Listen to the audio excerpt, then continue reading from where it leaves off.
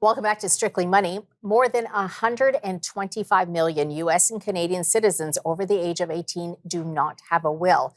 And with the greatest wealth transfer in history underway, it's more important than ever to have an estate plan in place.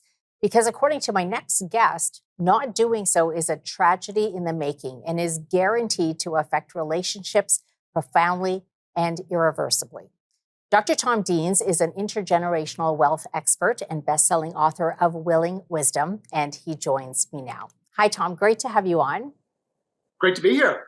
So, this is a topic that I speak about a lot because I know how important it is. And I have this saying that, when you pass, you leave a legacy, but the one that you don't want to leave is an estate that's a mess. And yet 50% of people are probably going down that path. Yeah, I think that number is conservative. I think it's probably closer to 65% of Canadians are in a complete disaster waiting to happen. And I don't think people truly understand the magnitude of the chaos and the litigation and the disorganization and heartbreak that they leave behind. So, part of what I'm trying to do is just raise that public consciousness and then flip it around and say, I don't think a lot of Canadians understand really some of the great positives that come out of actually doing an estate plan and communicating that with the people who will be impacted by your decisions. And so I think it's been allowed to be reduced to a really sad, dark, depressing subject. And what I'm trying to say is, are you kidding me? There's a lot of fun and, quite frankly, satisfaction that can come from actually tackling this subject with your family. Yeah, and I want to get to that, but let's talk about the reasons why people don't get a will, right? I hear they don't need it. I don't need it. The courts will decide, and it's just one less thing that I have to worry about and pay for. The other one that I seem to hear a lot and understand is that when you're doing it, you're really facing the inevitable death, and people just they don't want to think about it. They let alone even want to plan for it or discuss it. How do you get around that? Yeah, well, I think you're right. I think there's a couple of reasons. I don't know whether this is the right order, but these are a couple of the biggest ones that would capture why most people are reluctant to go forward and plan and execute their estate plan. One is superstition. I don't know if you know this, but there's a lot of people who have never seen a will. They don't know what it is.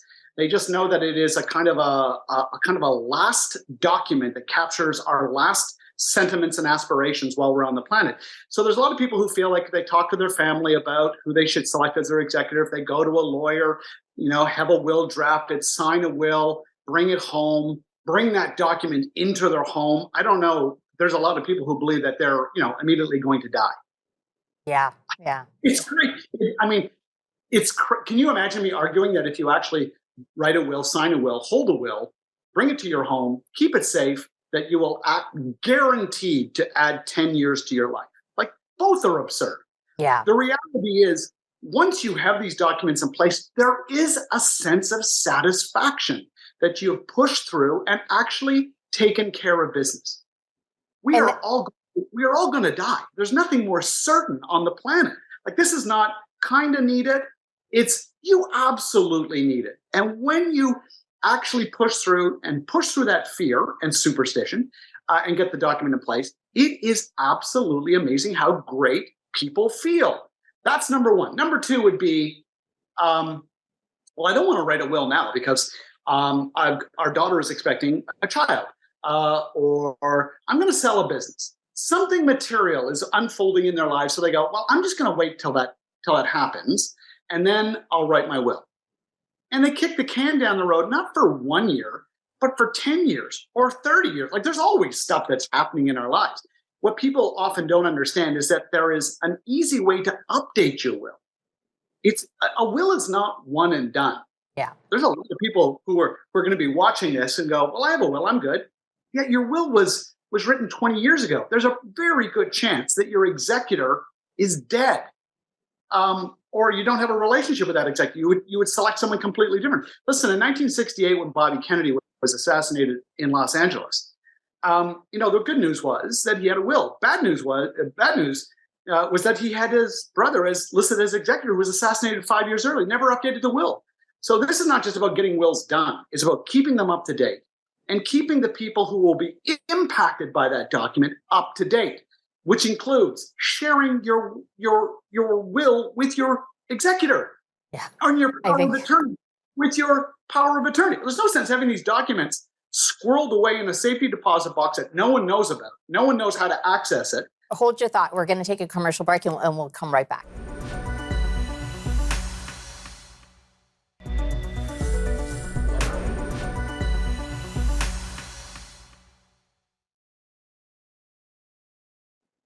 Welcome back. Tom, before the commercial break, you were talking about some of the important points of updating a will, making sure people know where it is, which I think is really important.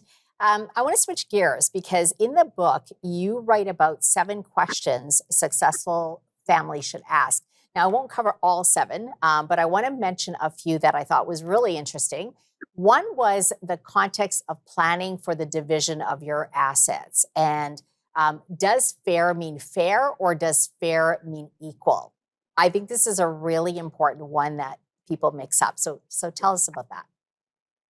Yeah, it really is the question that cuts right to the heart of the matter. And most Canadians are making these decisions really from a real place of confidence. They think that that if we leave the cottage to Mary, because Mary really is the only child that uses it, and that cottage is worth $1 million, then we'll leave $1 million to Larry. And now, is that fair? I mean, is that fair or is that equal? I mean, it's like it's equal. I mean, the cottage is worth $1 million. The other child gets $1 million of cash. The reality is both those assets are going to be treated completely different from an after-tax point of view. I don't want to turn this into a technical answer, but the reality is it's well-intentioned. The reality is someone is going to end up with a large tax bill, especially if that cottage was purchased for $15,000 in 1952.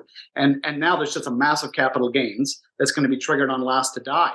And so I just think a lot of people are making these really well-intentioned but naive decisions about the division of assets, thinking that they're being equal, thinking that they're being fair, and in reality, they're confusing the two subjects and the two concepts. And so this is really where the role of an advisor can come in and use open conversations in family meetings about how assets will be divided on death, not leaving it to some big giant reveal party called the reading of a will. Usually when people are grieving, very, very few estate plans built on secrecy bring families together. They usually divide families. And it's really preventable, and it's really actually quite easy when people start to rely on their trusted advisors. Yeah, and I think that's really important because I think a lot of people think, well, a will, that's a lawyer's job, but it's much bigger than that because you have to think about the execution of it. Tom, the other question that you had, again, I thought very interesting. Describe how your parents divided their assets and when you first learned of the contents of their will. Interesting perspective. What do you think? What does this achieve? What I'm getting at there's something called family systems theory. It's the study of family as an organization. And the central tenet of that kind of study of families is that, and this is really broadly understood, that families repeat. We repeat. We know from studies that if there's a smoker, a parent who smokes, that the children have a higher likelihood of smoking. Families repeat good habits, bad habits. Families that grew up with an entrepreneurial parent, we know studies show that there's a high probability that one or more siblings, children, are going to be entrepreneurs. Like, we know this. And so we have a generation of Canadians, the most affluent generation in the history of this country, baby boomers that are turning 76 this year. And they're the most successful. They've started more businesses than any other prior generation. They were super savers, super investors. They are dying with surplus wealth. And guess what? When they sit down to contemplate their estate plan, remember family systems theory, they are actually designing their estates exactly the way their parents, who had no wealth. There probably was no family disharmony because there was nothing to fight over. There may have been enough money to pay for the funeral, but that's about it. So we have an affluent generation being informed about their estate plan by their own parents' experience. It's not working.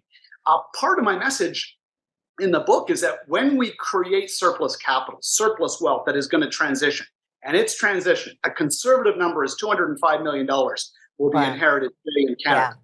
It's probably closer to 250 million a day, and it will be $250 million a day, $1 trillion over the next 10 years. It is a tsunami of wealth that is transitioning, most of it in the way I just described, Yeah. without much clearer consideration or being informed by a prior And I generation. think it's really important to make sure people are prepared. I'm going to bring up your book. Where can people buy it, Tom? Yeah, they can go directly to the title of the book, willingwisdom.com. Shipping is free. Books ship the same day that orders are received. Don't go to Amazon. You're often going to buy used books that are all marked up. So go Okay. straight to the website. It's the best and fastest way to get the book. Thanks, Tom. Great to have you on. Great to be here. Well, that wraps up this edition of Strictly Money. Thanks for watching. Until next time, stay well, stay wise, and stay wealthy.